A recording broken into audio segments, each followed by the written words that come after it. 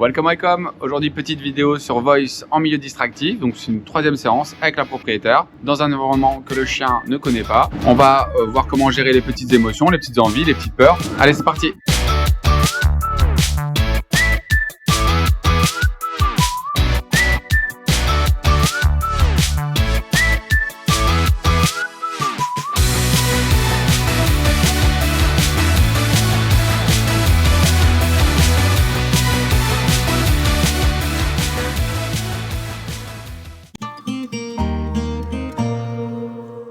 Là, on la met dans des conditions qui peuvent aussi donner un petit peu de réactivité.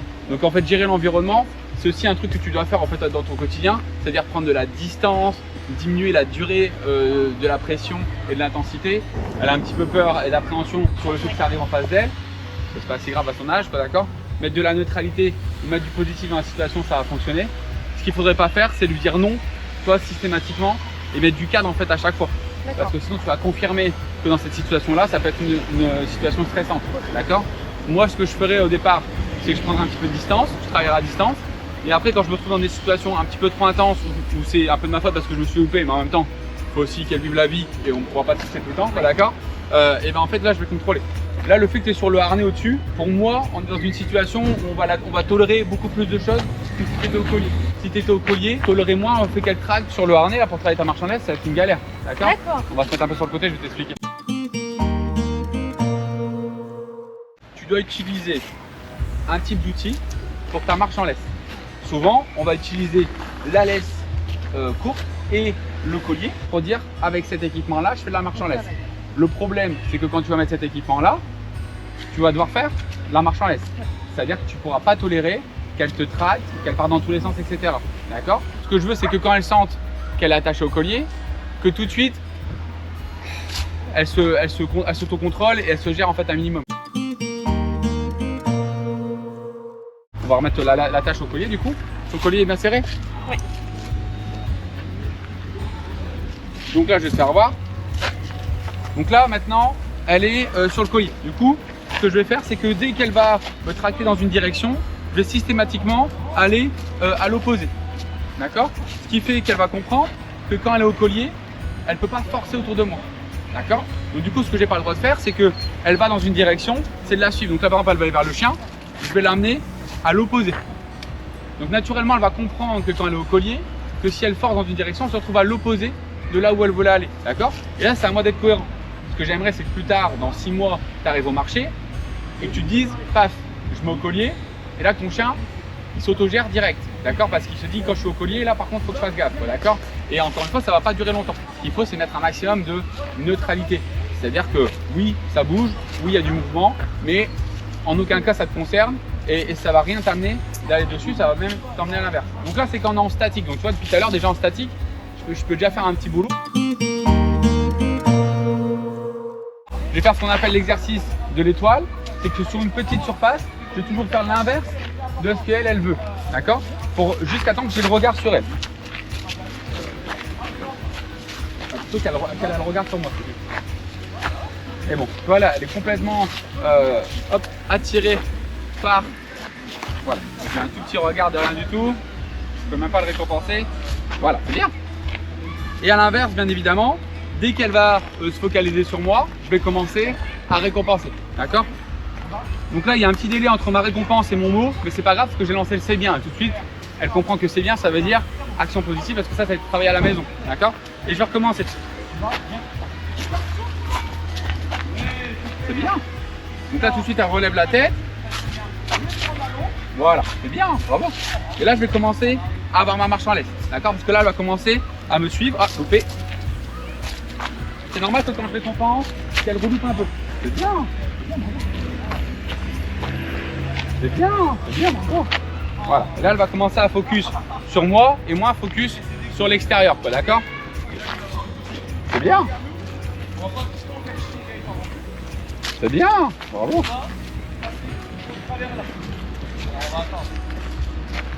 C'est bien, bravo. Voilà, elle commence à prendre un bon focus d'elle-même. C'est elle qui lève la tête, c'est elle qui me suit. Elle a failli tirer sur la laisse, elle a fait le choix de venir, d'accord. Le problème de la récompense, c'est que dès que tu vas récompenser, elle va relâcher ses efforts, d'accord. Donc au début, tu auras un petit cercle vicieux où tu vas récompenser, hop, elle va partir comme une cinglée. Alors toi, tu vas dire, putain, c'est pas possible, je voulais récompenser et du coup, je repars dans le cadre. Mais c'est pas grave, il faudra lui apprendre à tenir l'effort un petit peu plus longtemps. Mais au début, tu sais que quand tu vas récompenser, que tu vas lui dire c'est bien, bah, elle va relâcher un petit peu, quoi, d'accord? T'essayes un coup. Donc là, le but, c'est de te balader un petit peu. Dès qu'elle te tracte, tu fais l'inverse. Si elle te regarde, tu récompenses systématiquement. D'accord? Donc détends bien ta laisse et mets pas ta main gauche sur ta laisse. Essaie de toujours avoir la même distance de laisse pour que ce soit très compréhensible pour le chien. Donc tu détends. Voilà, très bien. Voilà, tu vois là, tu regardes un petit peu. Voilà, t'as pas eu le réflexe. Voilà, tac. Mais là, un petit peu avant. Tu vois qu'elle déconnecte, c'est un petit peu avant. Ça, c'est non. Voilà, tu vas passer. On va faire gaffe qu'elle ne fasse pas exprès de foncer au bout de la laisse pour que tu fasses demi-tour et que tu la récompenses. Donc maintenant, tu arrêtes de la récompenser quand on fait demi-tour. Ok. Tu détends ta laisse. Tu enlèves le mordiment parce que le mordiment, c'est l'inverse de ce que moi j'ai eu. Tout à l'heure, le mordiment, moi j'ai eu quoi à la place? Un grattage. Où elle libère ses énergies, c'est-à-dire qu'elle mordit, elle saute, elle aboie, etc. Ou elle les contrôle, elle bâille, elle se secoue, elle se gratte. D'accord? Nous, on va attendre qu'elle se contrôle et qu'elle fait l'effort de gérer ses émotions, pas qu'elle les libère tout le temps. Sinon, ça va être compliqué. Encore une fois, il y a des situations où on va lui demander de le libérer, ça va être différent. Mais là, ouais, t'as raison, très bien. Tu vois, parce que là, sur le retour, elle te regarde super bien. T'as raison, t'as raison. Non. Il faut faire gaffe qu'elle fasse pas exprès. Voilà. Repars à gauche, change de lieu, voilà. Parce que je pense qu'elle a bien compris. C'est juste que justement, elle était déjà en train de faire du contre-conditionnement. Ma petite là, machine de guerre, elle a bien le cerveau qui marche bien. Récompense. Là, donne un bonbon, voilà. Là, parce que là, c'est différent. Voilà, là, tu avances tranquillement. Voilà. Si ça ne tracte pas, c'est excellent ce que tu as fait. Tu vois qu'elle a une bonne attitude et qu'elle ne tracte pas, on s'en fout qu'elle soit devant. Mais par contre, il ne faut pas que ça tracte. Voilà, à gauche. Pas que des allers-retours, on part vraiment à l'opposé. On est en train de la déconnecter. Voilà, là elle est déconnectée là. Voilà. Fais un petit regard. Prochain regard, tu récompenses.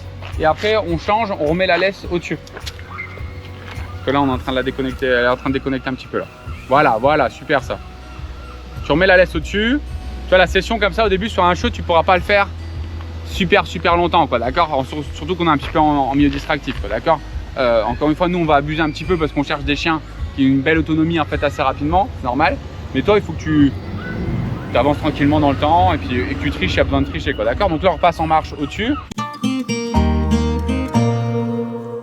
Moi, ce que je veux, c'est que tu triches. Si tu ne triches pas, nous, en tant qu'éduc, on ne triche pas en vrai, d'accord? Je te dis la vérité. Moi, je vais avoir mon show, je vais mettre la laisse et je ne vais pas tricher. Je vais faire des balades ou je vais faire de la marche en laisse tout le temps. Ça va être pendant une demi-heure, quoi, tu vois. Okay. Par contre, j'arrive dans un milieu ouvert où normalement mon chien va plus être en marche en laisse. Bah là, je vais remettre la longe, je vais faire la vraie situation. Vous, dans la vie de tous les jours, sur des personnes lambda qui vont être moins focus que nous, je conseille de tricher à fond.